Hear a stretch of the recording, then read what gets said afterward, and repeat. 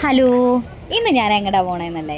വേറെ എങ്ങോട്ടുമല്ല, ഇന്റർവ്യൂവിനാണ് guys. Interview ഇടുക്കത്തെ വെയിലായിരുന്നു. വെയിൽ ആകുമ്പോൾ നല്ല ചൂട്, മഴയാകുമ്പോൾ നല്ല മഴ. എന്തുവാല്ലേ, ഒക്കെ നമ്മളതിനെ കുറ്റം പറയാം. അതൊക്കെ പോട്ടെ. ഇപ്പോൾ ബസ്സിലൊക്കെ കയറിയിരിക്കുകയായിരുന്നു ഞാൻ. വായനൊക്കെ ഒരാളും ഉണ്ടായിരുന്നില്ല, പിന്നെ ഓരോരുത്തർ കയറി വന്നു. പക്ഷെ കൊള്ളത്തില്ല.